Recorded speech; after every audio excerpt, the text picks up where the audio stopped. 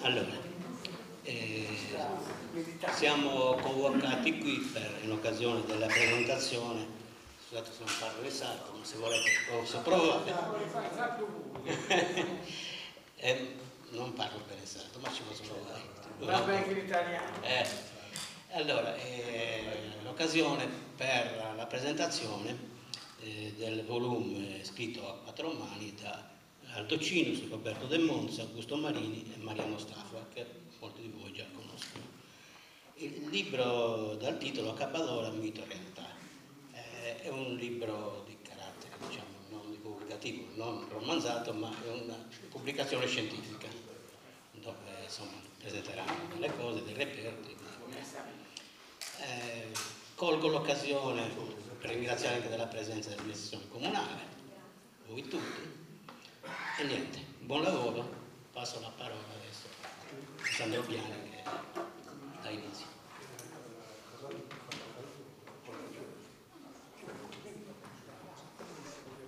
Allora, buonasera a tutti. Allora, lasciamo restituire l'ultimo libro autografato, anche quella è una prassi che va rispettata in queste occasioni.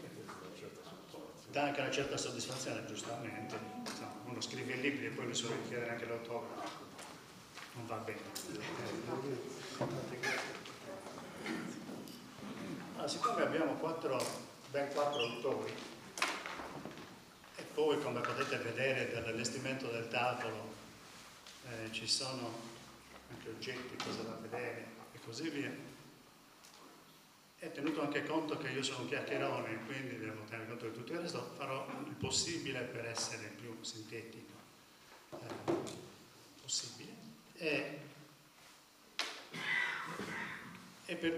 Quindi cercherei prima di tutto di sentire un po' il racconto direttamente degli autori. Ognuno degli autori si è occupato di un aspetto un po' diverso, quindi a uno poi gli richiediamo di proporci anche i loro nomi, in modo che gli diamo i nomi, li ha già detti anche Filippo, quindi poi li ripetiamo uno via via che prendono la parola. Io vi torno un po' al mio mestiere di quasi tutta la vita, e quindi vi dico il libro prima di tutto come si presenta come oggetto libro e come poi per il mio modo di leggere, che è quello sempre un po' professionale. Io quando prendo un libro, un po' come tutti, leggo copertina, eventuali risvolti, in questo caso il retro di copertina. Dopodiché passo al frontespizio, alle note che ci sono dietro il frontespizio, che è il colophon, e poi alla bibliografia. Questo libro, in questo caso salto direttamente alla bibliografia, perché il libro ha una ricca bibliografia, che è di per sé interessante per capire qual è sia l'ambito, diciamo, di studi e di interessi degli autori, perché immagino che la bibliografia sia stata compilata a quattro mani, o perlomeno è nata da quattro bibliografie e poi fusa in una. C'è anche la descrizione degli autori. Questa è una cosa che un tempo non era molto di moda, adesso soprattutto nelle pubblicazioni di taglio più scientifico c'è sempre anche una breve, più o meno breve bibliografia, una biografia, non bibliografia, biografia degli autori. In questo caso il libro la contiene. Io vi sintetizzo al massimo: tutti e quattro gli autori sono, oltre ai titoli precedenti che sono diversi l'uno dall'altro, ma quelli che li accomunano sono il fatto che sono tutti medici.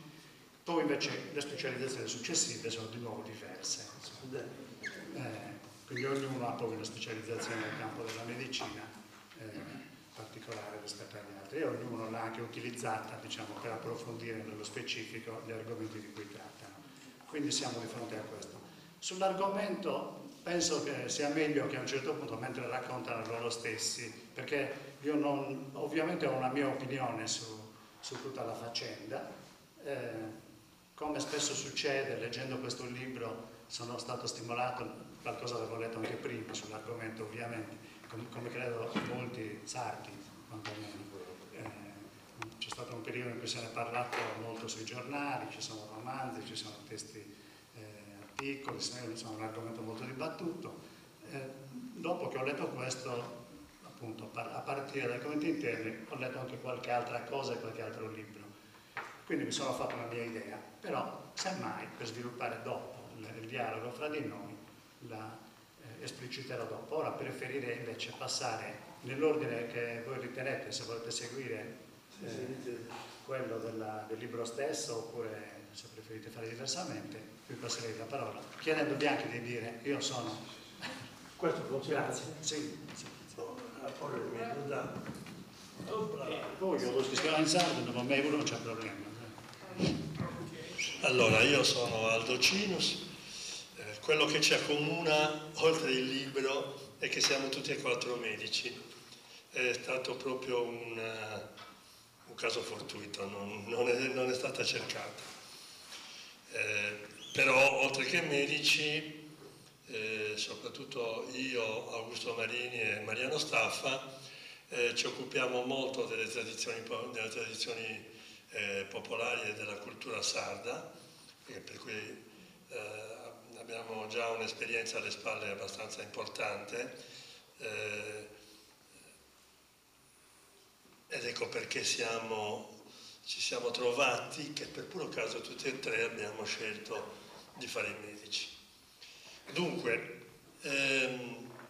vorrei fare una piccola disamina che normalmente fa il nostro caro amico professor Gianfranco Tore, che è un ex docente dell'Università di Cagliari nella storia della Sardegna, che veramente in maniera eccezionale ci presenta nel libro, per fare così una piccola storia del Saccabadora dal punto di vista storiografico, se così vogliamo chiamarla. Innanzitutto definiamo la Saccabadora, mi sembra inutile, tutti voi probabilmente la conoscete, però è colei che per tanti secoli ha portato il benessere, tra virgolette, ad una persona agonizzante con sofferenza notevole prima in premorte e che, poveraccio, non riusciva a passare a miglior vita, e allora Saccabadora veniva cercata affinché ponesse termine a queste sofferenze. Gli autori antichi definivano questa figura in maniera abbastanza pesante, perché addirittura qualcuno che aveva scritto sulla Cabadora era stato tacciato di far conoscere la Sardegna come un popolo di barbari. Io personalmente credo invece che avere la Cabadora, noi sardi, è un segno di civiltà enorme, perché abbiamo risolto un problema che oggi ancora non riusciamo a risolvere dal punto di vista legale. Nell'antichità, col tacito assenso di tutti, badate bene di tutti, la Cabadora agiva e nessuno si sognava né di denunciarla né di farne il nome, niente, perché era una persona che, tra virgolette, passatemi il termine, faceva del bene. Allora, quando si incomincia a parlare di Accabadora? Il primo in assoluto è il grande Alberto della Marmora, il quale viene in Sardegna per conto dei piemontesi, perché era stato mandato per rilevare la Sardegna, rilevarla dal punto di vista topografico e per studiarne gli aspetti geologici e in parte anche faunistici, flora e così via. Quest'uomo però, che era un enciclopedico comunque, pur essendo un militare, si appassionò e girando tutta la Sardegna ci ha lasciato delle testimonianze veramente enormi sul modo di vivere, su tutto. E viene a sapere, ricordiamoci che lui pubblica nel 1826 in francese a Parigi, fa una seconda pubblicazione nel 1939, fa 2 pubblicazioni. Alberto della Marmora viene a sapere che nei dintorni di Bosa si diceva esistesse questa figura del Saccabadora, che in qualche modo poneva termine alle sofferenze di un morituro. Dopo di lui arriva uno studioso delle tradizioni che è un inglese, lo Smith, e dopo di lui un sacerdote, un frate, Vittorio Angius, anche lui che era stato incaricato dai piemontesi, lo Stato Sabaudo, perché lo Stato Sabaudo aveva dato al Casalis il compito di rilevare tutti i comuni che facevano parte del Regno Sabaudo. Ovviamente il Casalis non poteva andare in tutto il Regno Sabaudo e per la Sardegna dà il compito a Vittorio Angius, anche lui. Gira la Sardegna paese per paese, pensate un po', a cavallo, a mulo, in Dognamur, con strade che solo vi lascio immaginare, perché Vittorio Angius pubblica nel 1833. Ed è proprio qua che succede una diatriba molto grossa. Per quanto l'Angius descrive le acabadoras come assassine quasi, però porta a conoscenza della presenza della Acabadora non solo i sardi, ma tutto il regno piemontese. Ed ecco che il Pasella, un intellettuale del periodo, mi pare fosse un giudice, lo accusa di diffamare i sardi scrivendo appunto del fatto che noi eravamo un popolo barbaro, che ancora facevamo queste cose. Vi dirò che la diatriba dura parecchi decenni, tanto che il La Marmora, che comunque faceva parte dell'intelligenza sarda ormai, nella seconda versione cambia un po' la sua deposizione, va a dire che tutto sommato erano solo voci, chissà se poi era vero o non era vero. Questo per dire quanto è influente la circolazione degli studiosi in quel periodo. C'è anche un altro scrittore che non è sardo ma è milanese, il Carlo Varese, che scrive un romanzo, stiamo parlando sempre di intorno al 1800, 840, 850, in cui mette nel suo romanzo la presenza di questa Acabadora, sempre ovviamente con l'accezione di assassina. Dopodiché arriva il Valéry, un altro studioso francese, e poi arriva un altro gesuita, il padre Bresciani, un colto veramente, era un erudito veramente grosso, che anche lui viene in Sardegna e nel 1850 pubblica un testo in cui descrive tutte le nostre tradizioni, tra cui anche lui riscontra questo.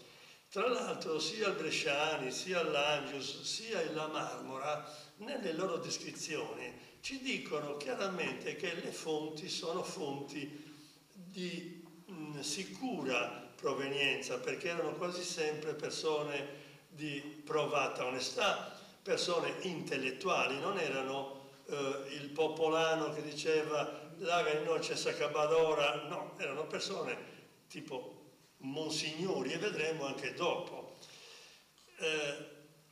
Dopo questa grossa diatriba e questi scritti abbastanza interessanti, rimane un certo periodo in cui l'Acabadora va in oblio dal punto di vista di scrittura, fino a quando nel 1960 il Della Maria pubblica il Della Maria è uno studioso di tradizioni popolari, pubblica un manoscritto, un'intervista se vogliamo, ricevuta da Monsignor Calvisi, quindi anche questo una persona di tutto rispetto e che non sta lì a dire balle tanto per dire Monsignore.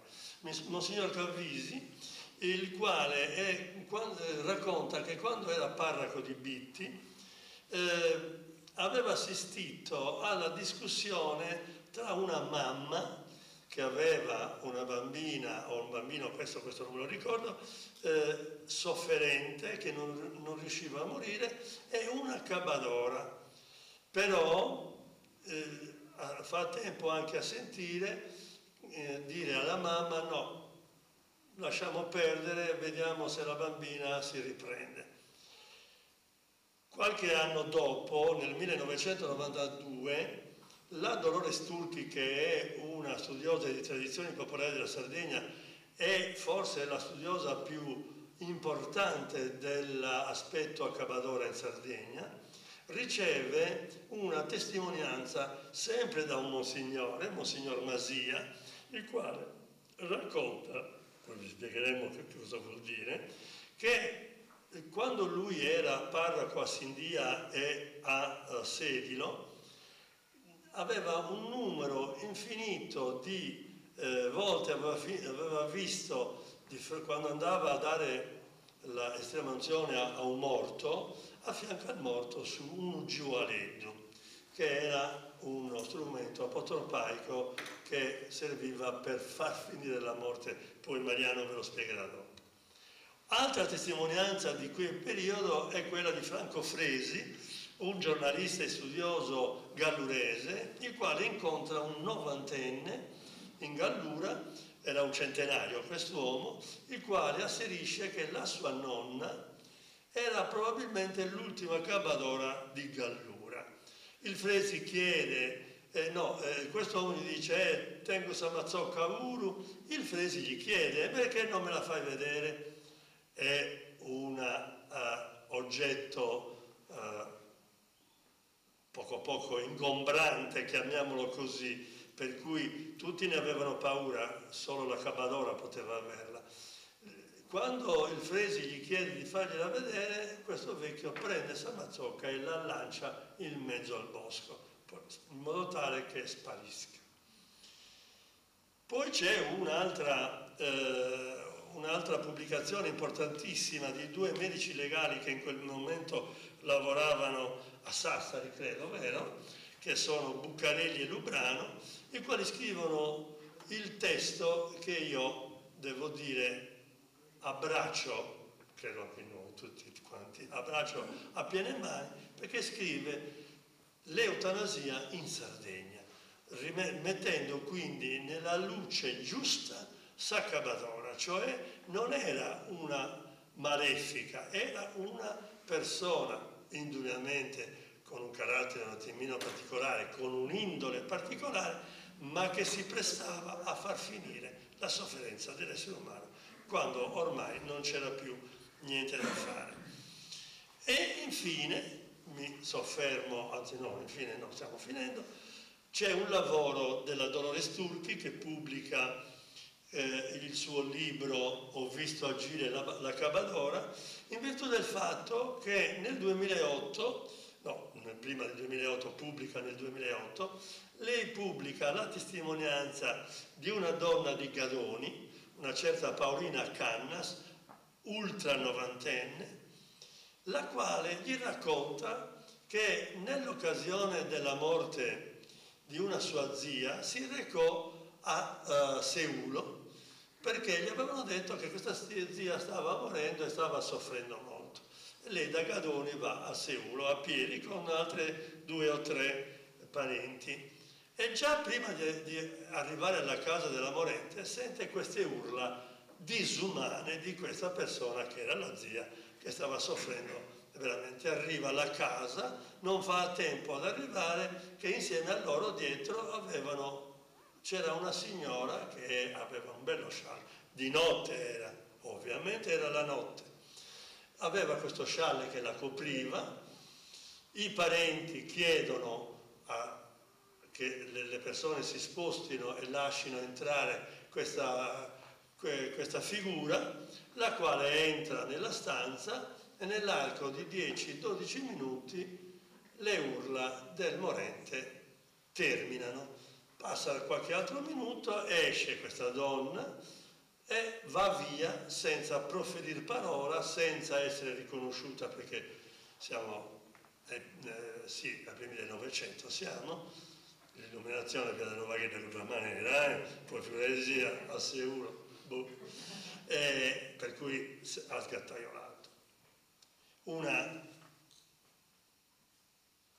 Tutte queste, ricordiamoci che poi noi e la Dolores Turchi e tutti quanti che abbiamo visto queste testimonianze, lette soprattutto, ci accorgiamo che in tempi diversi, in località diverse, persone che non si conoscevano avevano dato tutte la stessa testimonianza, ripetendo praticamente le stesse modalità. Quindi è difficile pensare che il vecchietto di Gallurese abbia potuto parlare con quella di Gadoni, come è difficile pensare che tutti e due abbiano letto i libri dell'Angius della Marmora che si trovavano solamente all'università. Chi li leggeva? Li leggeva l'intelligenza di quel periodo. La donnetta di 90 anni era anche analfabeta, figurati se poteva raccontare quello che ha raccontato perché l'aveva letto dalle testimonianze storiche, impossibile. Dico questo perché nel 2015 c'è un autore che scrive il libro Accabadora immaginaria, rottamazione di un mito. Questo signore, in virtù del fatto che esistevano delle poesie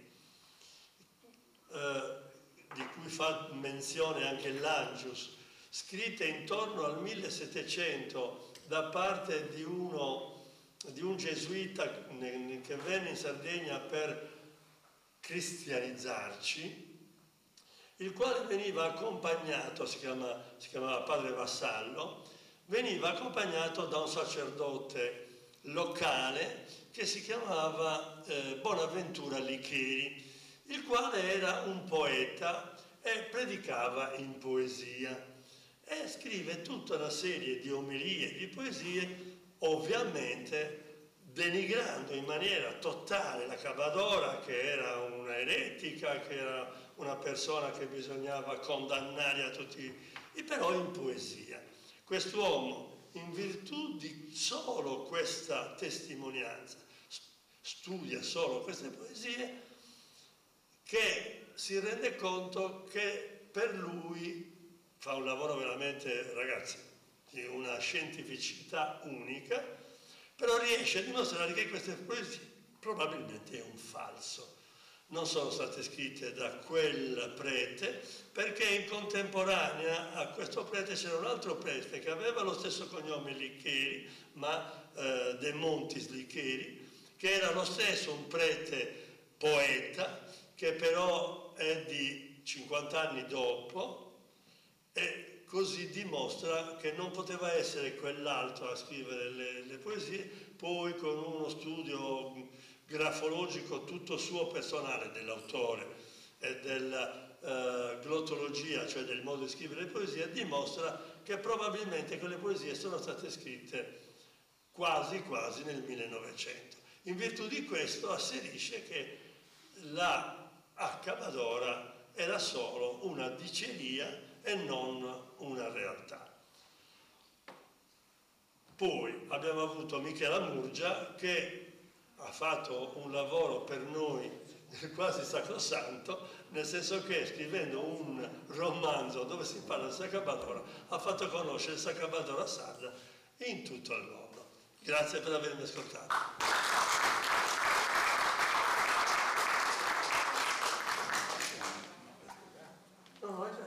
Funziona? Sì. Buonasera da Vattimi Auguro.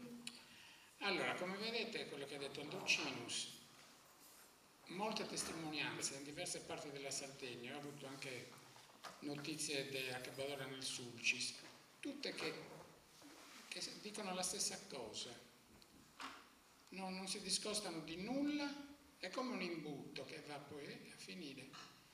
Solo da questo si potrebbe desumere che la sua figura era vera, fisicamente esisteva, però mancava la pistola fumante, mancava la prova fisica che questa persona, nessuno la vedeva agire, nessuno aveva mai attrezzature che lei usava, perché il simbolo, quello che è il simbolo del saccabadore era il martello, insomma zocca, nessuno ce l'aveva, nessuno la vedeva, nessuno l'aveva mai vista. Però succede che nel 2017 io ho fatto per 31 anni il cardiologo a Seno B, arriva un paziente e io c'ho un'infermiera che aveva fatto la parte del saccabadore in una commedia dialettale e stavamo parlando, insomma entriamo insieme nel tema accabbadore e questo signore molto candidamente mi dice: ma guarda che io il martello ce l'ho, su martello tu tengo, mi ha detto, tu boli di casi da regalo. E ovviamente cosa potevo dire?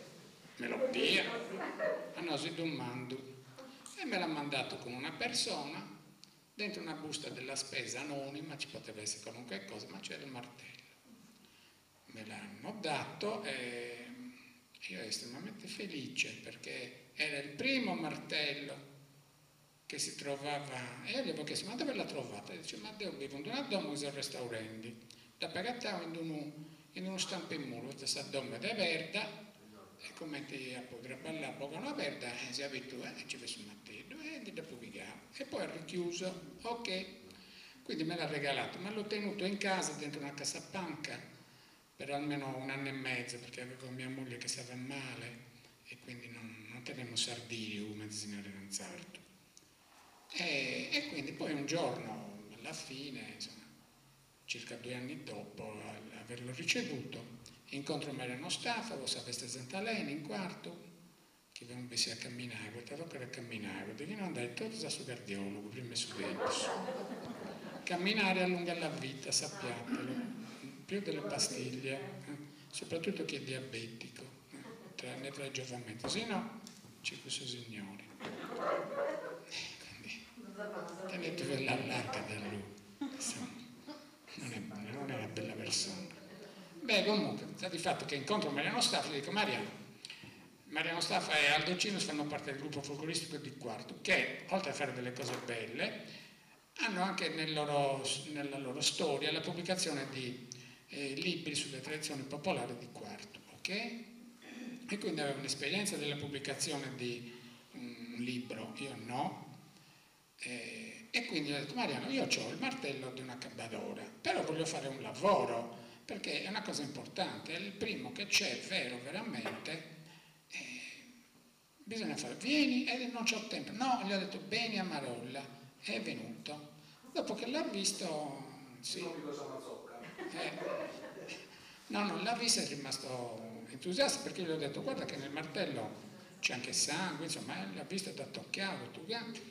E va bene, e allora gli ho detto: ascolta, parlane nel gruppo, vedi un po', parla con Aldo Cinus, che è un altro maco come te a me, e quindi ci siamo riuniti nel mio ambulatorio, e quindi siamo stati lì, e gliel'ho fatto vedere, ho detto: vedete, il martello è questo, c'ha pure sangue, gli ho fatto vedere le schizze. No, sì, ho detto, secondo me ho detto, questo è sangue, poi ci voleva la prova, ho detto, secondo me c'è sangue, perché questo è nero, scuro, sembra proprio sangue ormai vecchio. Beh, comunque ci vuole un medico legale, chi chiamiamo?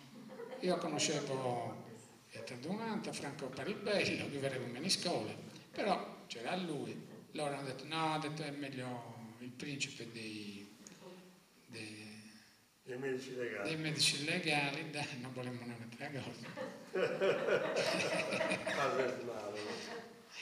Vabbè, stabilire, io il primo mestiere che ho fatto, lo sapete cos'è? Macellaio. Ho cominciato col camice bianco, tutto insanguentato, e poi ce l'ho finita a cardiologo. Beh, comunque, tornando a suo punto, chiamiamo il dottor De Montis, Dugassa su Mattello, sì, ha detto: però guarda, c'ha sangue, ho detto: fa una cosa, portamelo in istituto che facciamo esaminare queste chiazze di sangue, sono degli schizzi proprio. Glielo porto, dopo un paio di giorni ci arriva il messaggio: sangue umano di sesso maschile. Già lì è una cosa che ci dava, infatti non ce ne sono altre. E quindi allora decidiamo di andare a vedere il sito dove è stato trovato. Chiamo il mio paziente, ok, ci organizza l'incontro e ci apre questo muro, il Casa Verda, si Raus, come si dice in sardo, si Raus, e dentro c'era uno spazio che andava allargandosi man mano che andava in profondità, era profondo circa 60 centimetri, ma dentro c'erano altre cose, non c'era solo il Sono le vuoto. foto del libro. Sì, nel libro ci sono le fotografie per come era la loro posizione prima di averli asportati, abbiamo fotografato tutto. Cosa vi posso dire? C'era un pezzo di legno lungo che poi si è rivelato essere uno scalpello, che è questo, che poi abbiamo capito che si chiama San Misericordia. Avvolto in questo scalpello, in questo legno qua, c'erano dei fogli di carta di giornale, poi abbiamo visto che è un giornale ecclesiastico, in cui veniva riportato soprattutto e particolarmente Sant'Antonio. Avvolto a questi giornali che avvolgevano il San Misericordia c'era un rosario e il tutto era legato con quello spago che c'è lì, che è uno spago di origine vegetale che in sardo chiamiamo marredda. La usavano soprattutto per l'incannucciato dei sostri, dei scravituri. Oltre a questo però c'era un foglio piegato, semiaperto, diciamo. Lo togliamo e lo prendiamo, lo apriamo, era parzialmente piegato, lo apriamo e vediamo che c'erano 9 nomi con a fianco un numero 1, Peppanna, Bissenti, Borico e quant'altro. 9 nomi. Vuoi vedere che questi sono i nomi delle persone che ho aiutato a morire? Per di più c'era ancora un molare che poi il nostro ortoniato donzista, che è lui, dottor Staffa, ha detto che è il primo molare dell'arcata inferiore sinistra. Ok. E poi cosa c'era ancora? C'era anche una moneta che era in corso negli anni 20 del Novecento, con la faccia di Vittorio Emanuele III e dietro una bellissima ape, che era più bellina del re, scusate, anche più importante del re. E poi c'era ancora dei francobolli, in effetti sono marche da bollo, che erano in corso in quegli anni lì, negli anni 20. C'era anche un pezzo di legno tarlato e poi vi dirò che cosa potrebbe essere, non che cosa è, che cosa potrebbe essere. Altre cose, mi pare di no, vero? Il rosario, sì, l'ho detto, il rosario c'è una croce e la medaglietta miracolosa, quindi evidentemente questa persona era anche abbastanza religiosa. Lo testimonia anche il fatto che i giornali, i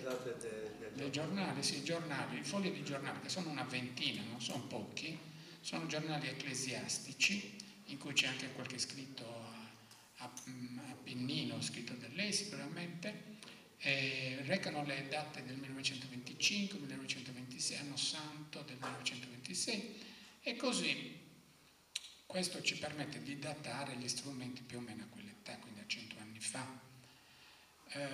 Cosa posso dirvi ancora? Che la scrittura, cioè i nomi scritti nel foglio, poi vi avvicinate, li vedete, potete anche fotografarli se volete, sono scritti in una scrittura, una bella calligrafia, come si usava una volta quando si faceva la scrittura di bella coppia, bella calligrafia, in mono davanti Bruce.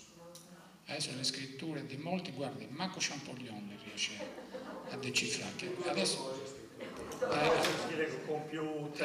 vabbè, perché non se lo scrive? Perché non si fanno più esercizi di quella scrittura, questa è una cosa brutta. E quindi sono scritti bene allineati, non scendono, non salgono, sono molto regolari come altezza. Poi abbiamo fatto fare anche l'esame grafologico di cui vi parlerà il dottor De Monzi, abbiamo fatto tutto. Poi cosa vi posso dire? Il martello io ci ho pensato, l'ho guardato, toccato, ci ho pensato molto, l'ho guardato e riguardato, ma soprattutto una cosa che mi fa pensare che questo martello se lo sia fatto Sacabadora, cioè questa persona che l'ha usato, che non so se sia la persona che è vissuta per ultima in quella casa prima che la comprasse il mio paziente, questo non lo so, perché quella persona sappiamo chi era, ma negli anni 20 era abbastanza giovane, aveva forse meno di 30 anni, quindi per quell'età non doveva essere molto idonea a fare quel servizio, per cui Sacabadore è chiamata. Bene, questo martello è in legno di olivastro, deollasto, e come sapete in Mazzocca si è cresciuto in bacio dai polloni e poi sale su un manico, sul trunchetto. Però una cosa che si vede è che intanto per tagliarlo ti devi piegare, ti devi inginocchiare perché è giù. Nella parte battente più larga, più grande, se voi guardate c'è un'intaccatura, lei è arrivata più o meno a metà, poi si è stancata e si è fermata. Poi ha ripreso, ma il segheto l'ha messo in una posizione diversa, per cui si vede l'intaccatura, c'è un gradinetto. Se fosse stato un maschio, una cosa così l'avrebbe fatto senza fermarsi, perché la muscolatura del maschio è molto più resistente e potente di quella di una donna. Nella parte posteriore invece si vede che era già stanca, si è fermata almeno 3 volte, per cui cosa vi posso dire? Ancora di più, se fosse stato un maschio l'avrebbe tagliato senza fermarsi, c'è niente da fare. Questo depone per il fatto che il martello se l'è fatto lei, ma se lo doveva fare lei, perché non dovevano rimanere testimoni di questo. Quando come dicono in Sicilia, se non sono 2 è troppo. Lo dicono Lo anche sono ancora. tutti. Quando sono già in troppo. Appunto, uscito. E quindi se l'è fatto lei sicuramente Sacabadora, perché l'icona di Sacabadora, che se ne dica, è San Mazzocca. Poi ci sono le altre forme per soppressione dell'individuo. Vi devo dire una cosa che ho trovato da poco in un libro scritto da questo sindaco scrittore Demandas Gesti Opus. Si doveva morire entro un determinato tempo, almeno nel ducato di Mandas, di cui lui è orgogliosissimo peraltro, perché intanto Sacabadora agiva soprattutto nei ceti molto popolari, molto bassi, difficilmente poteva agire, oppure poteva agire anche per altri motivi nei ceti più elevati, però soprattutto nelle famiglie più povere bisognava morire entro la fine di marzo, non dopo, perché se si moriva entro l'ultimo giorno di marzo quella famiglia non pagava tasse, e in una famiglia di poveri non pagare tasse per un anno può determinare la sopravvivenza di qualche altra delle famiglie. Se si moriva il 1° aprile dipende pagare le tasse. Quindi era lì, infatti, quindi ci doveva essere proprio l'urgenza, la necessità che la persona morisse prima della fine di marzo. Oppure un'altra causa per la quale veniva chiamata Sacabadora poteva essere, ma questa è una mia supposizione, una persona non sposata, senza figli, ma con solo nipoti, che fosse ricco, non moriva, era lì in bilico fra la vita e la morte, ma lì c'era gente che voleva l'eredità. Ormai l'uomo era già perso, quindi prima muore era prima navigata su beni. Chiaro? Ok. Quindi ci poteva essere anche questa necessità. Ma io penso che un maggior numero di volte ha agito con l'altra causa, ecco, perché quello salvava la famiglia. Altre cose vi devo dire, che io ho l'abitudine di parlare con i miei pazienti, lo sa anche la nostra direttora, che parlo molto, perché quando venite dal cardiologo, in modo ande meno bene i prusi perché sono già in pensione, e quando si viene da uno specialista, soprattutto uno specialista di Sugoro, è un po' di strizza c'è sempre, tanto che anche una malattia deve a caso, ce ne più di 30.000, quindi una malattia prendiamo tutto, va bene? Ok. E allora io parlo proprio per stemperare un po' di tensione emotiva, perché se uno emozionato è tachicardico, iperteso, magari non è iperteso perché non è iperteso da camice bianco, e quindi parliamo anche di tante cose, di questa campagna, di ogni cosa, andava bene. E mi pare che perché auguro, grazie per avermi ascoltato e andate a camminare.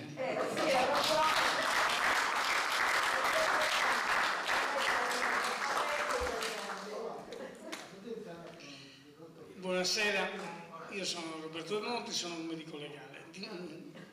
diversamente al collega Augusto, io con i pazienti non parlo, perché non parlo È difficile, veramente. ci provo, non ci credo. Compreso ci sono i familiari che parlano.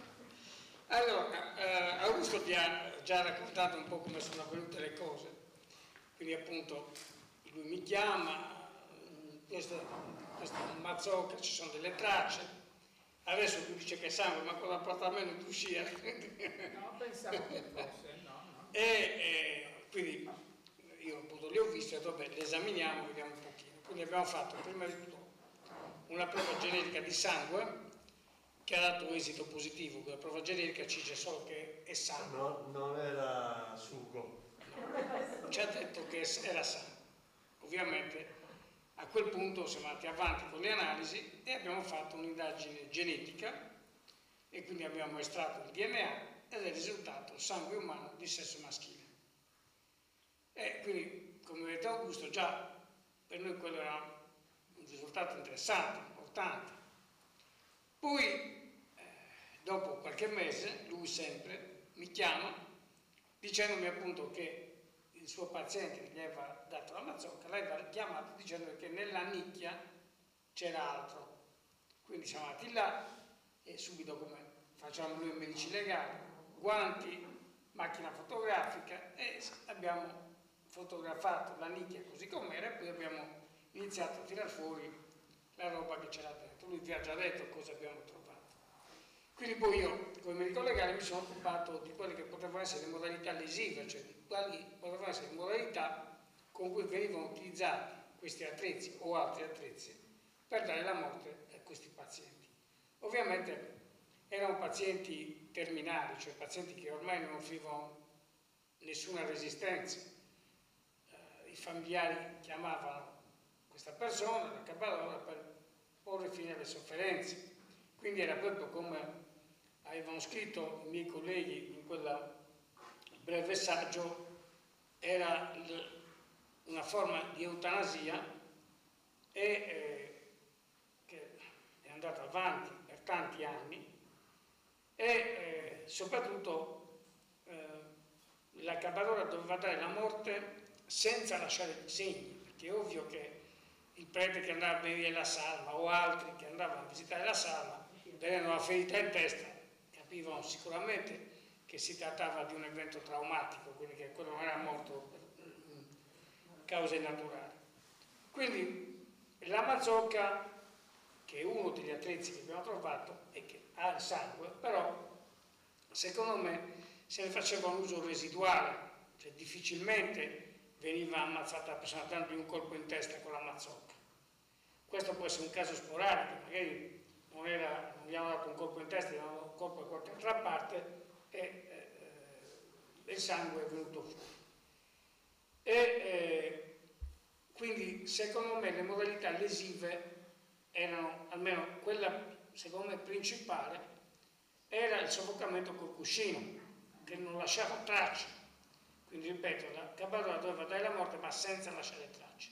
E allora non c'erano i medici legali, non c'era il medico provinciale che andava, quello che oggi chiamiamo un medico necroscopo, che va a visitare la salma quindi anche il profano, ma spesso anche i nostri colleghi medici che non sono abituati a vedere i morti possono non rendersi conto di una compressione a livello della regione periorale. Un cuscino in genere non ne lascia traccia, soprattutto quando si imprime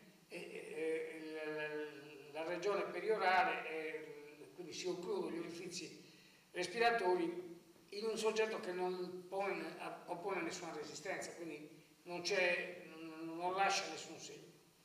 Quindi quella secondo me era la modalità più frequente e che secondo me è andata avanti per anni e non si sa se ancora qualcuno la adotta, visto che appunto il problema dell'eutanasia è un problema che ancora ci attanaglia e, come diceva forse Aldo, in realtà l'eutanasia è una forma diciamo, un diritto ulteriore, nel senso che uno non è costretto se non vuole andarsene prima del previsto, però è la libertà che uno ha di decidere se continuare a vegetare sul letto, e quindi come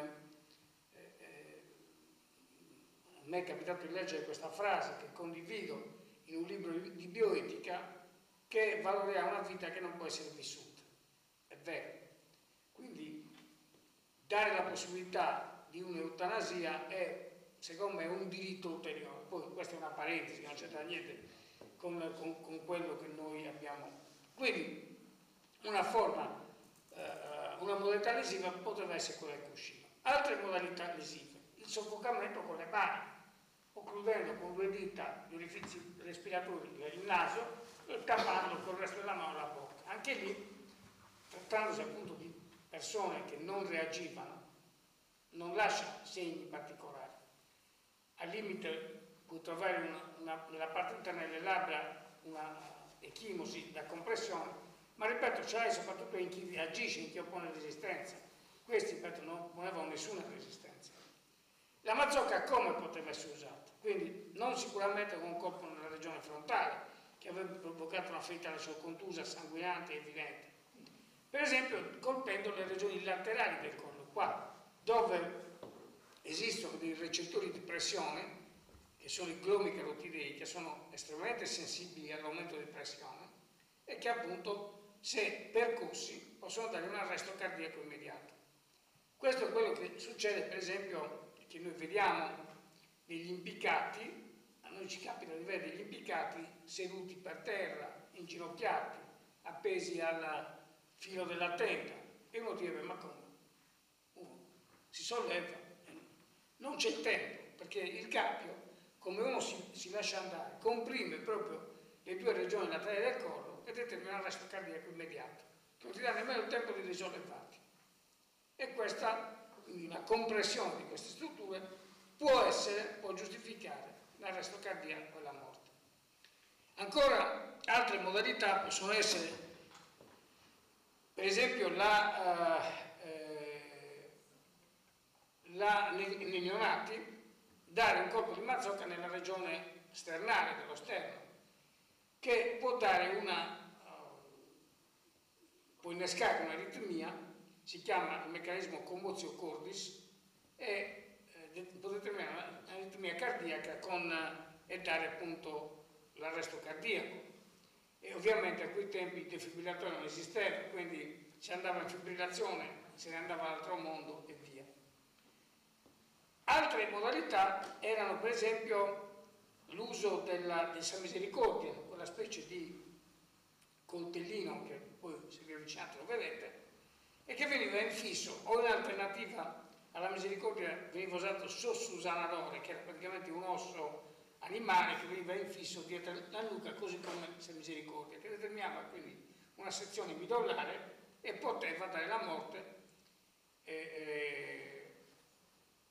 Poteva anche non dare la morte, perché poteva il paziente rimanere tetraplegico e non morire, però in genere, se dato come doveva essere dato, effettivamente andava a ledere i centri respiratori e i centri che regolano la funzione cardiaca e determinava la morte del paziente.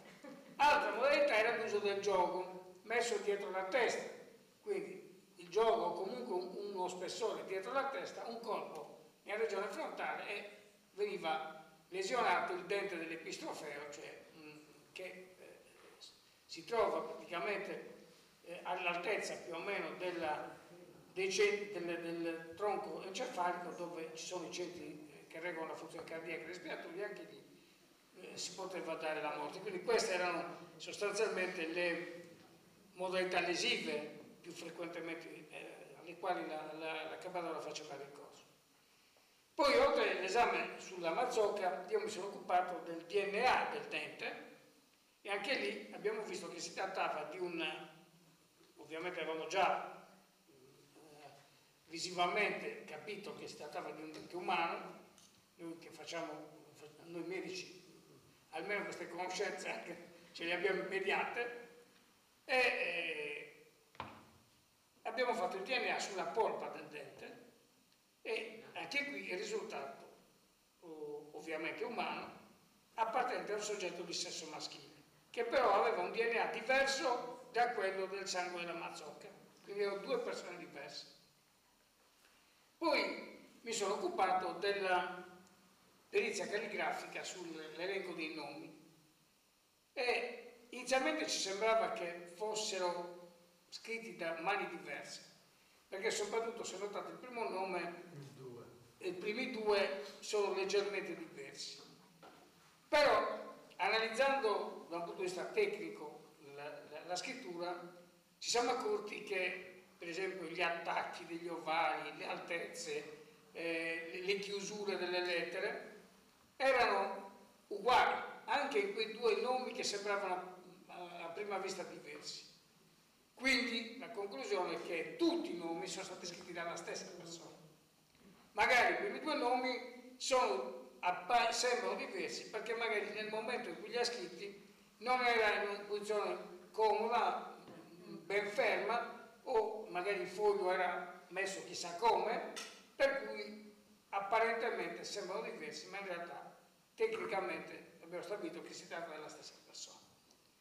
Quindi l'accabadora, che poi noi abbiamo identificato, sappiamo chi è, ma abbiamo giurato che non l'avremmo detto mai, per rispetto nei confronti dei familiari, eccetera, era sicuramente una donna animata da un grande sentimento di pietà, e molto spesso l'accabadora era anche salvadora, cioè quella che faceva nascere i bambini, quindi era quella che dava la vita e quella che toglieva la vita, ok? E ovviamente lo faceva per pietà, perché alleviava le sofferenze di chi non riusciva a morire in maniera naturale, se non con tempi molto lunghi. E poi Mariano vi racconterà tutte le cose, insomma, tutti gli arredi che venivano rimossi, insomma, eccetera, eccetera. E questo ci spiega anche perché la presenza del rosario, perché ovviamente questa donna doveva in qualche modo chiedere perdono per ciò che aveva commesso, che però, ripeto, non deve essere inquadrato con una forma di omicidio ma soltanto, diciamo, un gesto estremamente pietoso, compassionevole, e ripeto, così noi crediamo fosse l'accabadora. E sicuramente i reperti che abbiamo trovato, abbiamo avuto una fortuna immensa, perché la Mazzocca, come abbiamo detto Aldo e Augusto, è l'unica, ne esiste solo un'altra, che è il museo Gallura di Luras, però non ha nessuna traccia, quindi l'unico reperto che ha una traccia biologica e attribuita a un individuo di sesso maschile è quella che abbiamo trovato con, ripeto, estrema fortuna noi, in particolare il paziente di Augusto. Grazie.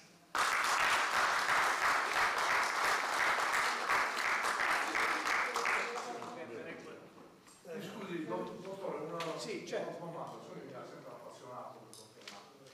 Tra gli strumenti che utilizzava Saccapadora, abbiamo detto San Mazzocca, dell'altro San Misericordia, eccetera. Però io ho sentito che nella zona della Bassa Marmilla, quindi Ares, Villa Verde e quant'altro, dove era molto diffusa la storia del Saccapadora, utilizzassero anche su Scanigetto, che praticamente aveva la stessa funzione Può essere. di questo ne avete mai sentito parlare? Sì, su Giovanelli. No, su Scanigetto, un piccolo scambio. Su Scanigetto. Era sempre presente nelle famiglie. Come ho detto, E utilizzava, vabbè, tenga conto che è un racconto, adesso non mi ricordo, Peter Saccapadora arrivava senza nulla, andava in cucina, questionava pago pago e poi mi ingoliva lo Scanigetto che gli veniva messo di traverso, quindi una dislocazione. Sì, ma volevo sapere se voi questo Non abbiamo sicuramente compatibile perché anche sul Seulo io avevo conosciuto questa vecchietta degli anni 80, però era tutta completamente fuori fase e io ero veterinario lì a Seulo, però a Seulo c'era molta, come si dice, molta ritrosia nel raccontare queste cose. Queste cose. E mi dissero dottore, guardi che lui è ancora questa femmina a Cadoni, andai, adesso non ricordo neanche il nome, forse era questa Cannas di cui parlava lei, dottor Cinus. Tenete presente che si trattava di omicidi. Lo so, però certo, ma a me mi incuriosiva e questa donna me la dico sempre nel caminetto. C'era questa ritrosia come Aldo, cosa? Si sapeva ma non si sapeva. Va bene. Tutti d'accordo, eh? Sì. Sì, sì. Compreso il prezzo. Prego, non chiedo la tua io non so.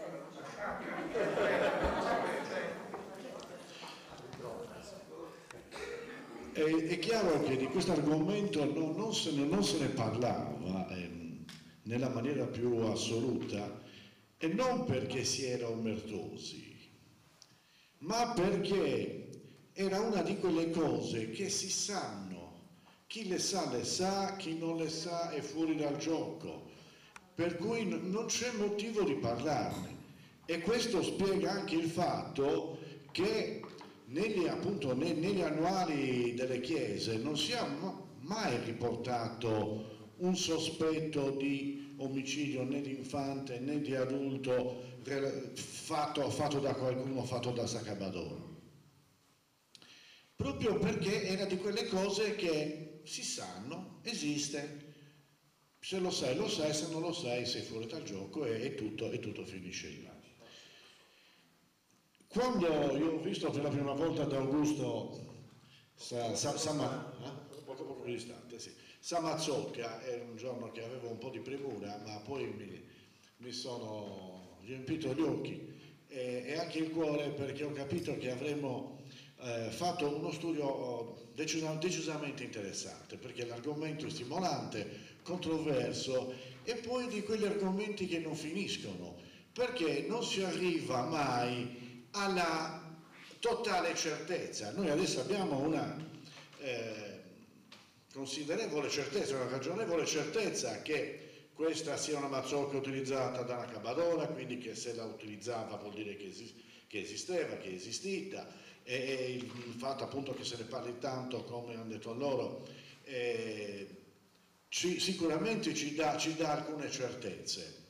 Però anche l'intervista riportata dalla Turchi, della signora Cannas, che poi lei, la Turchi, molto elegantemente nel libro allega il CD, per cui si sente la voce di questa signora che in sardo racconta a Publius Sacabadora, però anche lei comunque, come tutti, è rimasta fuori dalla stanza. In qualche modo, probabilmente, mai nessuno ha visto agire realmente Sacabadora, perché questa donna mandava via tutti, entrava solo lei. E l'altra cosa interessante è che era lei a decidere quando era il momento, e quel racconto del sacerdote di Bitti che ha sentito quella che Bobby Elisabetta Vagovago non rischio, era perché è Sacabadora che decide il momento, per due motivi fondamentali. I parenti, soprattutto quando il decesso avveniva in casa e l'agonia era tormentosa, era lunga, era difficile, non risolveva, chiaramente con un po' c'era tanta pietà, tanta sofferenza verso il congiunto sofferente, e c'era necessità anche di un certo pragmatismo, come dice lui: se muori entro marzo non paghi più le tasse, se c'hai uno che è lì, che sta per morire, non muore, forse muore domani mattina, tutta la famiglia si ferma la vita di un nucleo familiare. Quindi un po' di pragmatismo imponeva che è tardi, concludiamo le operazioni. Per cui tu da parente dovevi avere la certezza di aver fatto tutto ciò che era necessario, che era possibile fare per farlo vivere o farlo andare in modo tale che avesse sofferto il meno possibile. Però avevi una seria difficoltà a decidere quando era il momento, per cui lasciavi a un terzo la decisione, questa decisione, e questo ti liberava la coscienza dall'aver fatto tutto il possibile e da non aver fatto niente di sdicevole, se poi gli avevi dato una mano o uno gruppo mazzocca, poi lo vai a andare.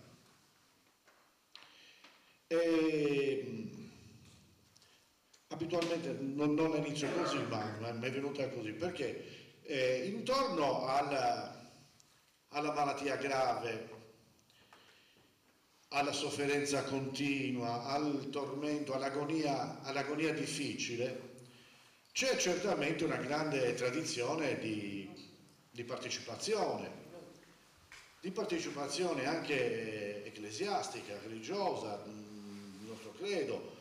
Quando hai un malato grave in casa, preghiere, candele, immaginette, acqua santa, di tutto e di più. Quando poi tutto questo non sortiva nessun effetto, il sofferente continuava a soffrire, forse anche un po' di più, pensiamo a malati terminali con malattie gravi o anche in altri tempi gravi incidenti sul lavoro, grandi traumi sia lavorativi che deserto da qualche rissa, sicuramente portavano una difficoltà a morire. E allora cosa si faceva? Visto che il sacro non aveva prodotto un grande effetto e si riteneva che tutto ciò che è sacro in qualche modo aiutasse a continuare la vita, tutto ciò che era sacro veniva portato via. Le stanze venivano private di qualsiasi arredo sacro, dalle immaginette alle statue, ai crocifissi. Il morente veniva lo stesso, gli venivano tolte le medagliette, gli scritti, tutto ciò che potesse richiamare al sacro, e si sperava in questo modo che la sua agonia terminasse. Però quando questa agonia non finiva, si cominciava a pensare che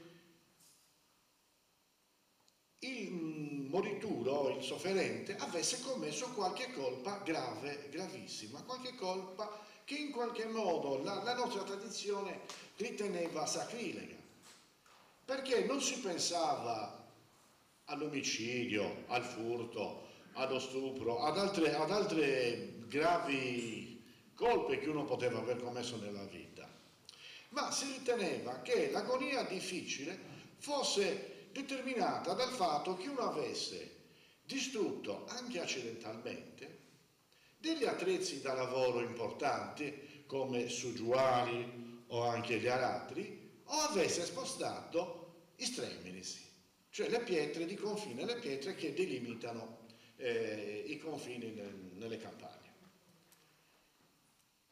E questa cosa dei streminisi e un po' anche dei suggiuari, ma soprattutto dei streminisi, non è una cosa esclusivamente sarda, è una cosa diffusa anche nel sud della Francia, in Emilia, in Grecia, per cui è un convincimento che probabilmente ci nasce da antichi ricordi. E quindi a quel punto si metteva al morituro a fianco suggiualeto, a fianco, sopra, sotto al letto, o suggiuale. Se avevano suggiuali perché c'erano i buoi in casa o del vicinato, sicuramente si metteva suggiuale, o altrimenti si metteva suggiualeto. Suggiualeto ha una storia troppo bellina, molto interessante, perché suggiualeto non è una miniatura che veniva preparata per far giocare i bambini al buon coltivatore diretto, ma veniva iniziato il giovedì santo in chiesa e veniva lavorato e conservato, messo un po' in disparte, nascosto, per essere usato solo in queste occasioni. Quindi era un vero oggetto apotropaico che doveva servire per aiutare, se per caso ti capitasse la disgrazia di avere qualcuno in casa che sta morendo e non muore, sta morendo e non muore, allora tengo sul giorno più pronto e glielo mettiamo giù. Anziché su Paolo, su Paolo. La cosa interessante dovrebbe essere questa: perché Sugiualendu? Perché Sugiuali? Perché da un lato metterlo a fianco al morto serviva a dire vabbè, ne ho distrutto uno, te ne porto un altro, ne sto portando un altro nelle grandi praterie del cielo, ma anche perché Sugiuali serve a mettere assieme due buoi che insieme sviluppano un'unica forza.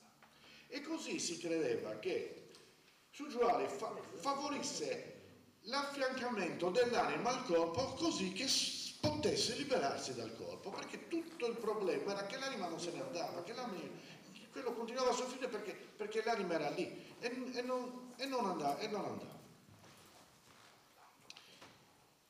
Le pietre lo stesso, ne mettevano sopra, sotto, nel letto, vicino, proprio perché in quel modo ripristinava gli antichi limiti e confini.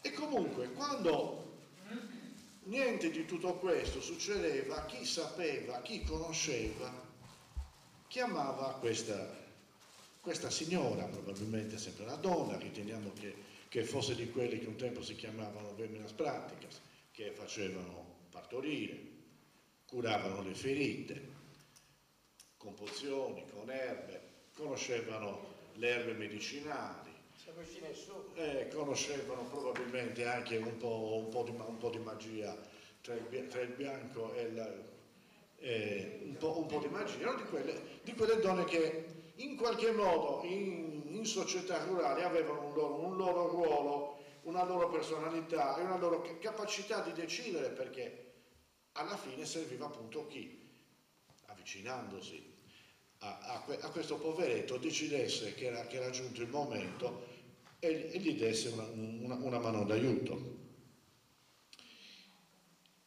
Kunza Mazzocca difficilmente, come dice lui, col cuscino probabilmente, o facendo anche la torsione del collo perché su Giualedo, con su Scanigedo, sicuramente tutte cose possibili, sicuramente non lasciando tracce, perché si può essere sempre tutti d'accordo, ma quando una cosa la si sa in tre, poi la sanno tutti, anche in società omertose come le nostre, ma le cose si sanno uguali.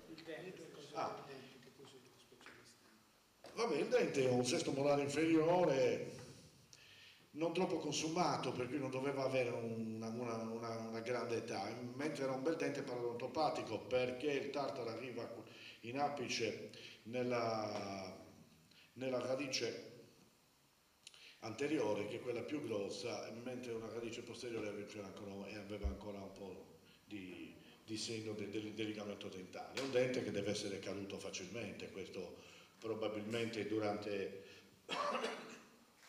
le operazioni del saccabalora gli deve essere rimasta in mano, ha detto lo metà al topo, lo metà al topo in casa. Vabbè, questo era quello. La cosa che io credo sia importante, sia interessante, è che la nostra società anche in secoli bui aveva un grande senso di pietà, oltre che anche un grande pragmatismo che probabilmente nella società attuale talvolta manca.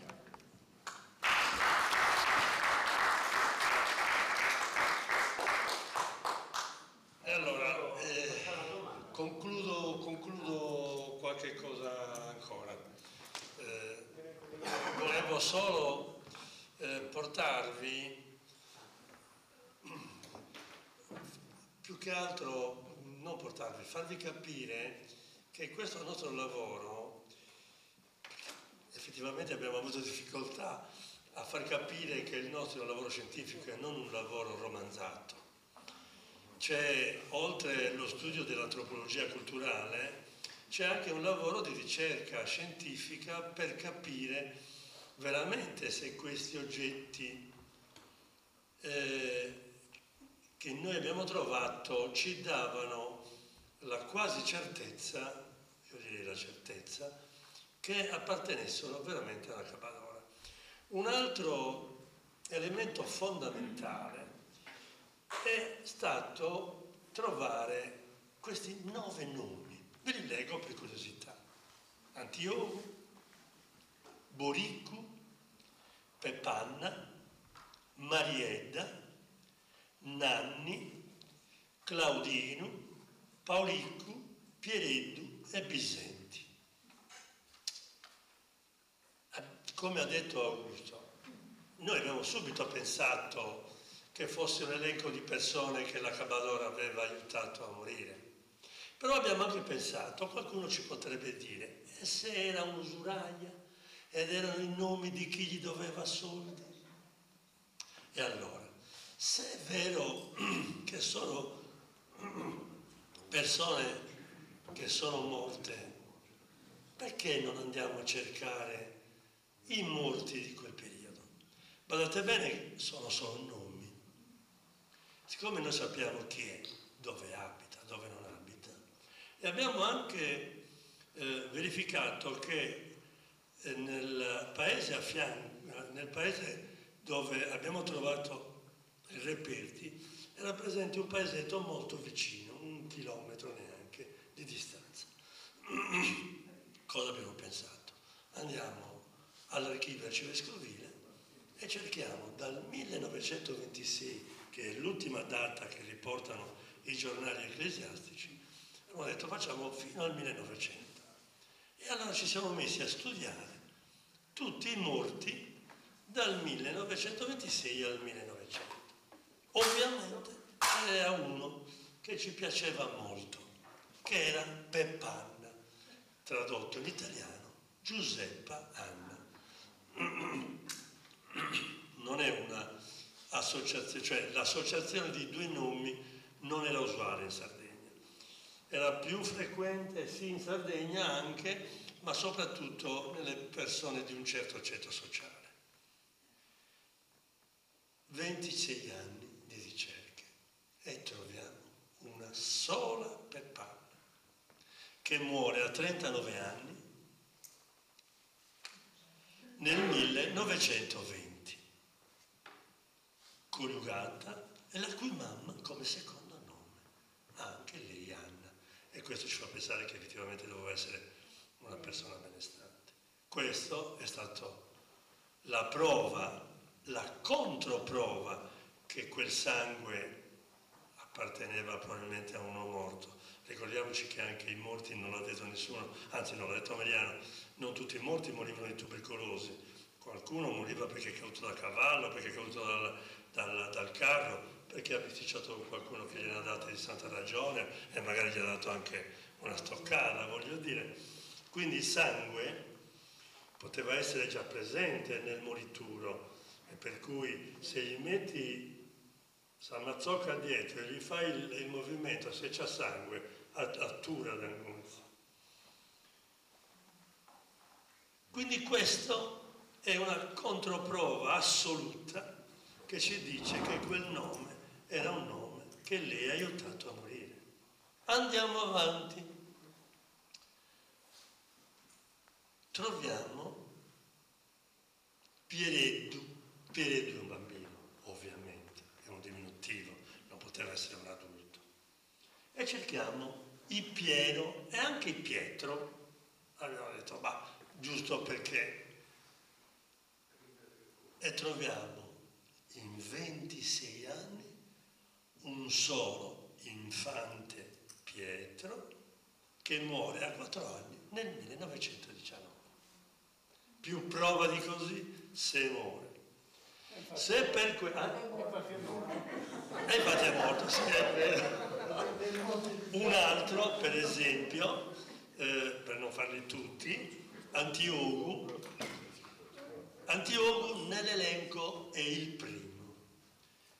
Lei conserva tutto intorno al 1926. E troviamo, Antioco è chiaramente un nome di una persona adulta.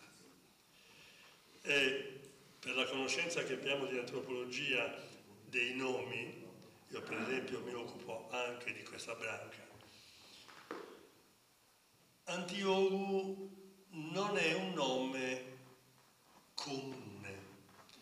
Anche questo fa pensare a un Umeri, non tanto a un Ubisenti o a un Vauriccu, che sicuramente erano persone normali, magari artigiani, contadini e così via. Però Antioco ne troviamo 6. Ne troviamo 2 giovani, trentenni, poi troviamo uno di 75 anni e uno di 80 anni, però quello di 80 anni muore nel 1925, gli anni in cui lei conserva. Che senso avrebbe metterlo il primo? Quindi sicuramente deve essere uno che è morto prima del 1925, infatti troviamo un 75enne che muore nel paese in cui abbiamo trovato nel 1914. Un'altra prova che quell'elenco non era un elenco di usura, ma era un elenco di deceduti grazie all'azione del Salvador. Grazie a voi.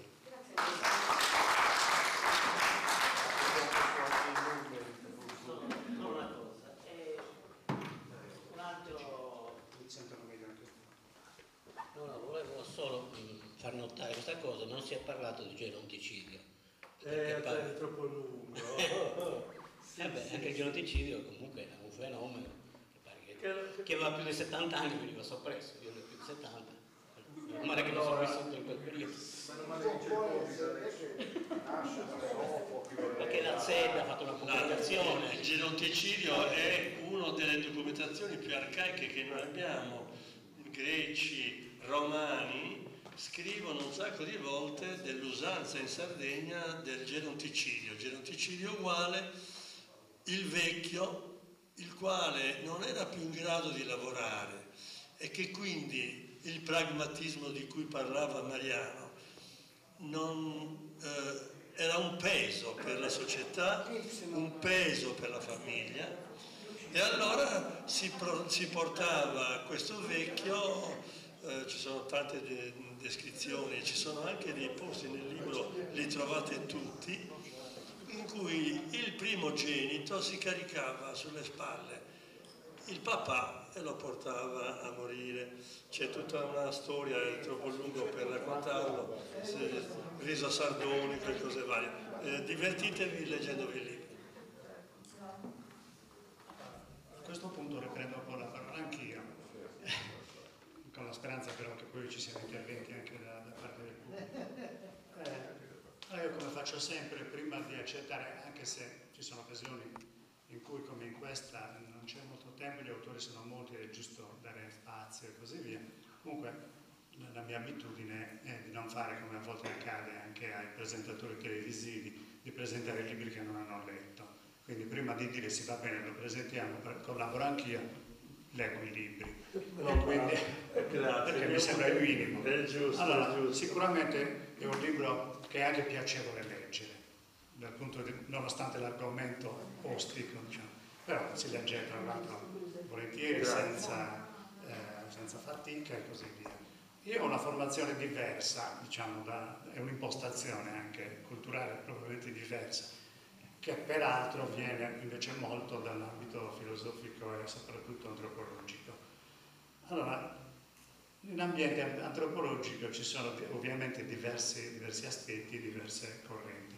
A me è venuto sia, lo citate, e quindi questo mi ha facilitato il compito, una cosa di andare un po' indietro e vedere cos'altro era stato scritto nel frattempo, e quindi sono andato al libro anche di Busta, che è quello di cui avete parlato, intitolato La rottamazione di un mito, la Capadora, con la L in italiano, la Capadora, la rottamazione di un mito, che di fatto non fa soltanto la contestazione delle cose di Licheri, fa un esame estremamente dettagliato di tutto quello che viene scritto, perlomeno di molto di quello che viene scritto sugli argomenti, e fa un'analisi che secondo me dal punto di vista proprio antropologico, ma anche dell'analisi storiografica, letteraria, eccetera, è molto puntuale. È un lavoro che a me è sembrato molto serio, sì, molto profondo. È interessante da questo punto di vista perché lo riprendo, non per dire, ecco, finisco la frase iniziale, ho letto il libro, dopo che l'ho letto, ma in realtà anche prima, ho detto va bene, mi va bene partecipare, perché ho questa una deformazione professionale che viene da questo, lo ripeto. Quando un'istituzione, in questo caso io ho fatto il bibliotecario, quindi l'istituzione per cui lavoravo era la biblioteca comunale, che non è l'università però è comunque nel paese un'istituzione che un minimo di prestigio ce l'ha. Se presenta un libro, chi lo presenta si assume la responsabilità di dire in qualche misura lo sto consigliando, posto anche che quando lo presentiamo, se ci sono critiche da fare, si facciano, giustamente. Quindi da questo punto di vista, quando tra i vari interventi, ma l'ho scoperto proprio dall'inizio, come vi dicevo leggendo il libro, il dottor Staffa dice: nel profondo del cuore, fra l'altro, non che poi è un pezzo dell'articolo interno, nel profondo del cuore non credo sia così importante sapere se nel nostro passato sia esistita una simile pratica o se ne sia sempre stato coltivato il mito. Poi dice, quello che è certo senza il minimo dubbio è che per oltre 25 secoli si è favoleggiato dell'esistenza di particolari figure e così via. Cioè, a una certezza certa non si arriva. E io vi faccio questa domanda, la faccio anche agli altri. Se voi foste un giudice convinto che comunque ammazzare una persona è un reato, chi lo fa va punito, e scopriste che a casa della signora Pistis hanno aperto un pertugio nel muro e hanno trovato questi 4 oggetti, la signora Pistis la condannereste per omicidio? Se io fossi un giudice no, perché quel martello può essere stato usato per un omicidio, ma può essere stato usato anche, può essere anche il suo stesso sangue, il suo no, quello che magari si è dato una botta facendo un'altra cosa con quel lavoro, cioè le possibilità. Sì, anche solo per stato un dito, lui la sanguinava per dire. Ma non è la cosa del nascondere. Allora, è ancora un altro discorso, perché se volessi nascondere la prova di un omicidio lo metterei al fuoco, sarebbe ben più nascosto che dentro un muro. Dentro un muro è conservarlo, non è solo nasconderlo. L'abitudine di conservare, anche l'abbinamento con gli altri oggetti a me mi ha fatto pensare, è curioso che gli articoli di quei giornali che lei conserva insieme a queste cose, in realtà sono quasi tutti articoli che parlano di guarigioni miracolose.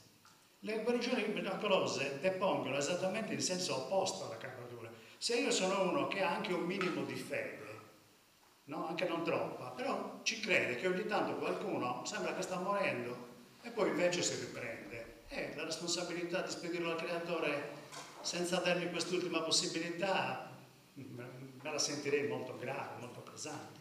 Per cui, voglio dire, anche quella è una prova che come minimo lascia aperte delle finestre, non mi dà la certezza assoluta. Se fossi un giudice senza una certezza assoluta la persona in galera non la metto. E se sono uno scienziato, ugualmente dico molte, cioè questa cosa mi sembra andare in questa direzione, ma faccio le riserve. Siccome le riserve mi è sembrato di trovarle, il libro ho detto va bene, presentiamolo. E in ogni caso, diciamo, è stato piacevole, è stato interessante, ci sono tutta una serie di considerazioni. Però almeno altre 2 cose le voglio dire, che diventano altri consigli di lettura dal mio punto di vista.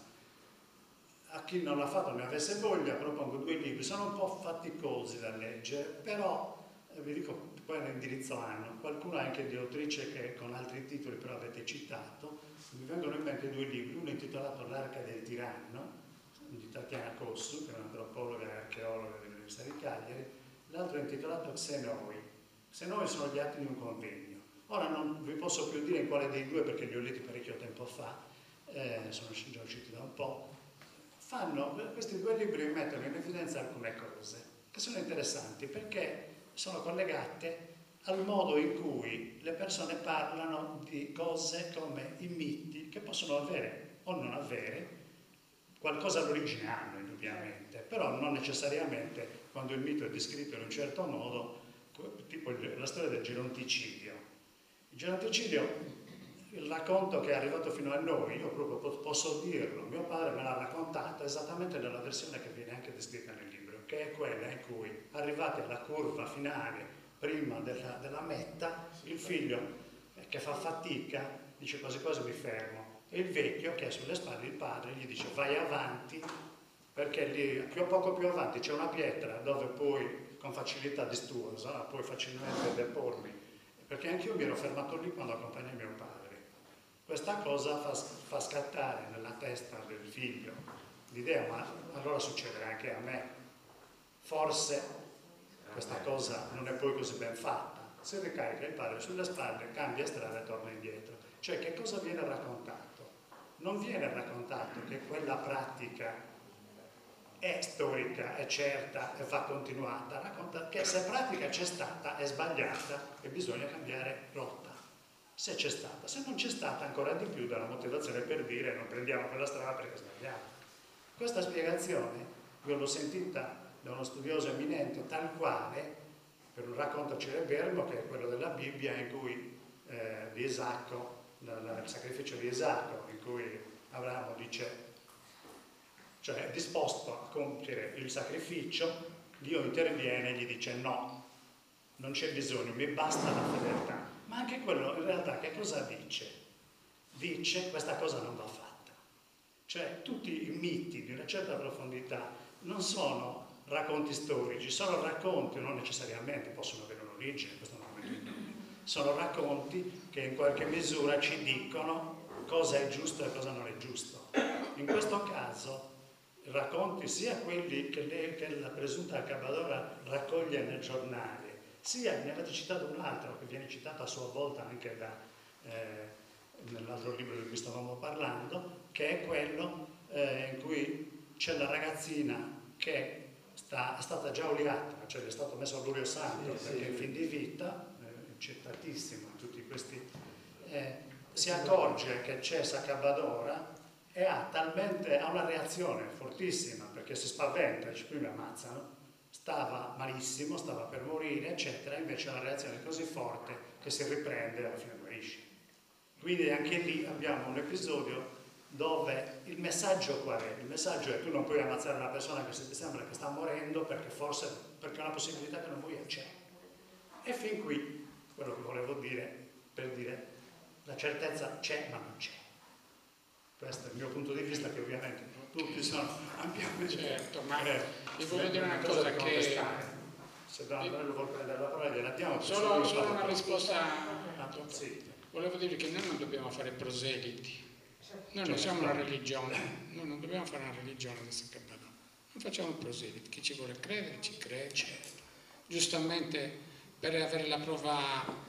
certo bisognerebbe aver visto Sacabadora, filmarle e dire ecco, ma non una sola, molte, ma questo non era possibile. Questo è il primo ritrovamento che riguarda una figura che è stata sempre una storia di una assenza, perché si parlava che ci fosse, ma nessuno l'aveva mai vista agire. Questo è il primo ritrovamento che riguarda un accabadore. Sembrano che con le prove con quello che si sapeva, con quello che abbiamo trovato, esaminato, che si possa arrivare quasi al 99% e dire sì, è vero, però non è il 100%, lo sappiamo benissimo, noi non dobbiamo fare proseliti, ve l'ho detto, non si impone a nessuno. E poi per quanto riguarda il libro del dottor Bussa è un ottimo libro, fatto veramente molto profondo. Ma non potevamo parlare solo di quel... Se parlare di quel libro vuol dire una serata intera solo per quel libro, che dovevamo dire 3 cose, ma ci siamo fermati anche... Certo, dovevamo parlare di questo.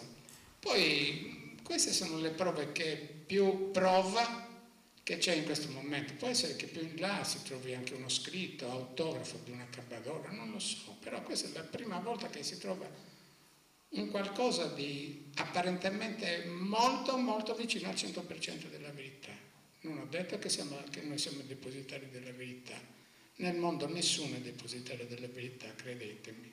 Io ho solo una cosa sicura in me, il dubbio. Metto tutto in dubbio, perché credo che non ci sia niente di vero in tutto quello che si dice, pulpiti o da parlamenti o da giornali o televisione e quant'altro. Che è questa la mia immagine? C'era un'altra... Allora, due cose. Intanto mi ricollego alla storia del mito. Non è soltanto biblico, ma il mito classico ci presenta per esempio la figura di Enea che salva il padre portandolo sulle spalle, quindi la pietas di Enea è Dio perché ha salvato anche il padre, quindi è un valore, quello della protezione della vita, riconosciuto anche in quell'ambito. Ma non voglio entrare in questo argomento perché poi avremo bisogno di un altro confronto. C'era tempo fa l'idea di fare una conferenza, un dibattito su questo problema, soprattutto dell'eutanasia, che è urgente da discutere, da capire in Italia. Volevo invece chiedervi una nota storica. Nella vostra ricerca siete riusciti a fare degli accostamenti con la Inquisizione spagnola in Sardegna, che dopo il Concilio di Trento ha fatto stragi di donne, bruciandole vive. Queste donne, le streghe cosiddette, potevano avere anche il compito di cui voi avete parlato adesso? Le rispondo io che qualcosa sull'Inquisizione l'ho letta, anche molto più. Devo dire che l'Inquisizione non parla mai di accabadores. In genere vengono bruciate vive persone che, ritenute facenti parte di donne demoniache che partecipavano a Sabba col diavolo, per cui c'erano delle orge e quant'altro. Ma non parla di accabadore. Vi posso dire che ne ho letto parecchio su questo, però per quanto se ne sa ancora, tenete presente che tutti i testi che riguardano i processi dell'Inquisizione sono in Sardegna, non so, probabilmente manco ce ne sono granché, ma c'è qualcosa a Palermo, ma soprattutto all'archivio di Simancas in Spagna, Madrid, e lì ci vogliono anni di ricerche. Però di accabadoras non ne parlano, per quello che ho letto io ho letto molto, mi creda. Non parla, no, anche per quanto riguarda i concili diocesani in Sardegna non si parla mai di accabadora. Io ricordo il caso di una donna in metà del 600 venne bruciata viva a Sorgono e il cartello col quale si diceva la ragione della condanna di questa donna restò appeso nel paese, nella chiesa parrocchiale per quasi 50 anni. Però non esistono appunto documentazioni che possano ricondurre a questo tipo in genere una delle ipotesi su cui si basa Italo Bussa è proprio quello. Dice come mai nelle relazioni ecclesiastiche dove c'era di tutto e di più non si menziona l'accabadora. È una cosa molto banale, è molto semplice, uno a volte si vuole arrampicare negli specchi per trovare motivazioni strane, filosofiche o malevarie, semplicemente perché erano tutti d'accordo. Nessuno, e il prete stesso, le testimonianze dei preti lo dicono, capivano che questa donna non era una da mandare al rogo, che comunque risolveva dei problemi importanti di sofferenza umana, e quindi nessuno si confessava prima di tutto di dire ad omomia è bene s'accabadora e a mutuo a babbo non ci riesce da morre. Non lo faceva neanche minimamente perché era di comune tacito accordo, e quindi le fonti ecclesiastiche che ci hanno detto di tutto, che ci hanno detto che i sardi per 500-600 anni ballavano nelle chiese e dormivano uomini e donne nelle chiese, e chiaramente non è che dormissero solo, risulta perché ci sono verbali di visite pastorali in cui i vescovi ammoniscono i parroci. Una di queste è la nostra vicina ho quasi l'elenco di tutti i sinodi in cui si fanno queste menzioni. Nelle feste di campagna Compresi i preti. In ogni caso l'inquisitore mandava al rogo soprattutto gli eretici. Erano quelli il vero pericolo per la Chiesa, non una Cabbadora o una Maia. Sì, ma perché qua non abbiamo avuto grandi pensatori liberali, no? Il continente, però l'inquisizione in Sardegna ha fatto pochi danni. Tra l'altro il primo inquisitore si chiamava Sancho Marin, io mi chiamo Marini, non vorrei che fosse suo parente. Però dove ha fatto molti danni, chi ha fatto molti danni è l'Inquisizione spagnola, più di quella del Vaticano. L'Inquisizione spagnola era veramente tremenda e le ha fatti danni grossi in Sicilia sicuramente. Un po' meno c'è stato in Roma, ancora meno a Venezia. Venezia era una città molto liberale, anche se poi Giordano Bruno è stato arrestato lì per colpa di un traditore e poi questo. Però vi voglio dire che in Sardegna, tra l'altro vi voglio dire che il nostro Giordano Bruno ce l'abbiamo ed è Sigismondo Alcher, è il nostro Giordano Bruno che bisognerebbe ricordare e ne ha parlato in un bellissimo libro professor Angioni Buonanima. Il titolo è Le fiamme di Toledo, non si trova più perché Sellerio non lo sta stampando più, mi dispiace. Dottor Mario, okay, sì. posso? Lei ha fatto riferimento al proselitismo. Sì.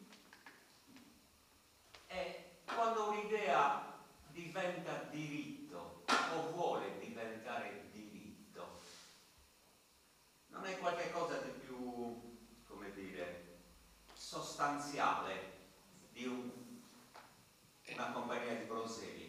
Va bene, però per passare al diritto deve passare per il vaglio del Parlamento, perché penso che sia questo. Però in Parlamento ci si arriva in molti modi. Ci si arriva quando si vuole far passare un'idea di diritto. Sì, certo, però tenete presente, voi dovete tornare indietro almeno di 100 anni. Il mondo era completamente diverso, la medicina non esisteva, esistevano erbe, peccette, cos'è. L'anatomia la si conosceva un po' così, le medicine, la farmacopea non esisteva. Dovete tornare indietro, il medico era a pagamento. Tenete presente che 100 anni fa o 120 anni fa un medico che assisteva al parto, una puerpera, sapete quanto dovevano pagare a quel medico? 30 giornate lavorative di un contadino. E come faceva una famiglia? Quindi per forza quando era ammalato cercavano di curarsi con quelle cose che conoscevano, sperando nel sistema immunitario. Non c'erano vaccini. Un dato solo veloce. La storiografia del 1800 dice che viene raccontato che almeno un centinaio di anni prima era sicuro che ci fossero le Accabadora. Stiamo parlando del 1700, dove i medici zero, dove la comunità spessissimo poverissima, che doveva gestire la sua esistenza di comunità in comune accordo. Alcune malattie venivano affrontate da tutta la comunità, con dei rituali taumaturgici dove tutti partecipavano. Quindi ha ragione lui, non dobbiamo ragionare della Cabbadora come se fosse adesso che agisse.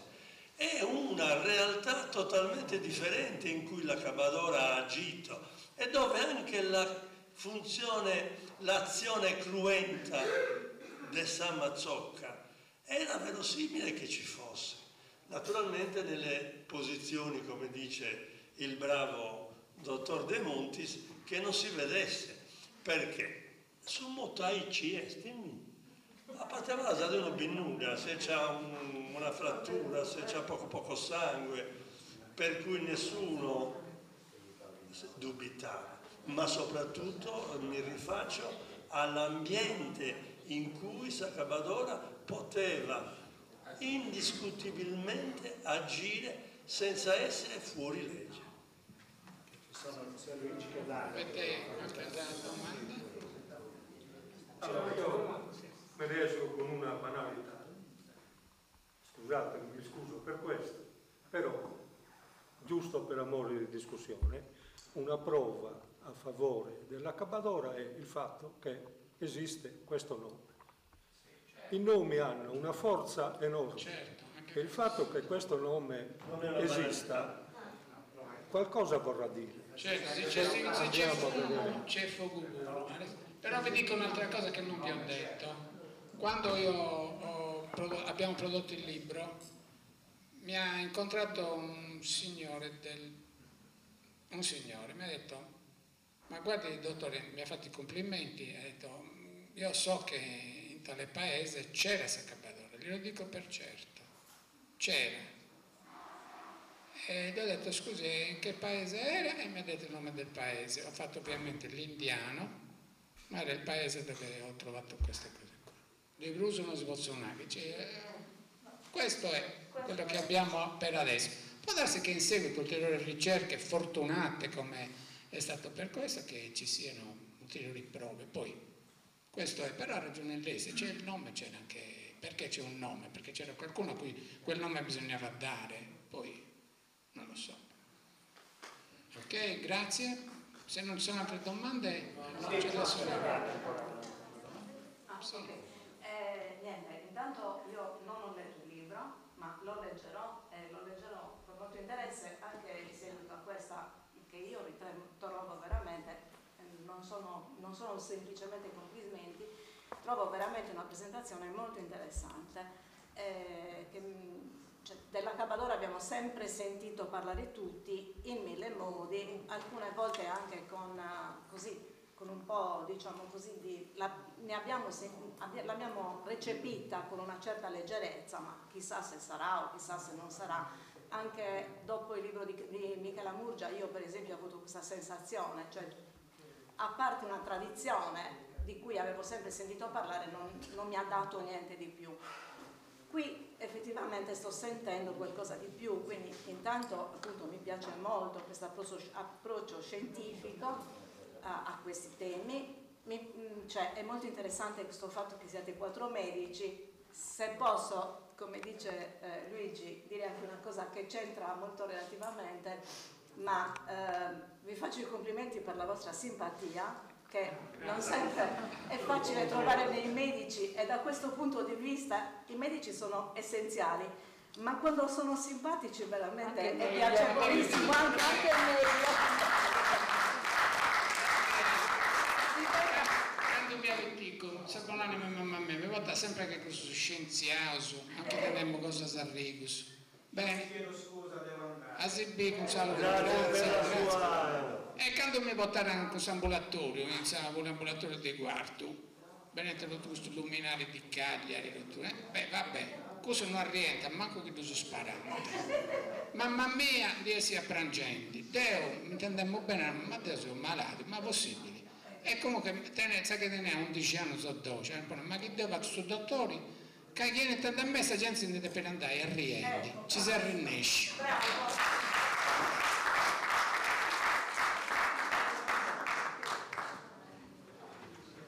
Grazie.